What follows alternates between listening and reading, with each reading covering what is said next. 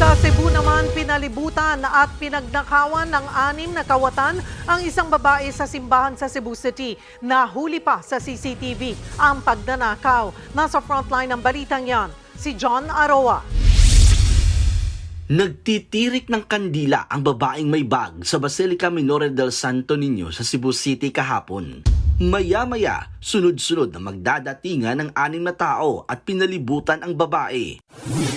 Ang isa sa kanila, nagtirik pa ng kandila habang ang isa nilang kasamahan naglabas ng sombrero. Pantakip niya pala ito sa kamay habang binubuksan ang bag ng babaeng biktima. Nang may makuha na sa bag, isa-isang nagpulasa ng 6 na kawatan. Ang isa nagawa pang mag-sign of the cross bago umiskapo. Huli na nang malaman ng biktima na nawawala ang kanyang cellphone at pera. Humingi siya sa akin ng tulong, nagtatanong, may nakita ba daw kaming cellphone at pera? Nawawala raw ang kanyang cellphone at pera. Ikinalungkot ng mga pari ng simbahan ang insidente. Hindi talaga natin na alam yung panahon ngayon, no? Yung mga tao may masasamang balak, wala talaga silang sinasanto, walang pinipiling lugar. 5 babae at 1 lalaki ang nakita sa CCTV at tinitingnan pa kung may iba pang kasabwat. Sa tulong ng CCTV footage, natukoy ng mga pulis ang ilan sa kanila na napag-alamang dati na palang nakulong dahil sa parehong modus.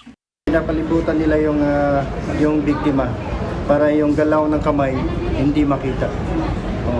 Tapos merong mag-distract sa biktima. Ang tinatarget nila sir is yung mga matataong lugar like simbahan. Tapos meron din silang mga minsan sa downtown area kung saan may mga marami ang tao. Hindi din daw ito ang unang beses na may mga nadukutan sa loob ng simbahan, kaya paalala ng otoridad. Lalo na ngayon sir, papalapit na ng Pasko. Tapos after ng Pasko, sinulog na naman. So dyan sila nagpaplano na maraming bibiktimahin yung mga yan. Patuloy ang pagtugis sa mga suspect.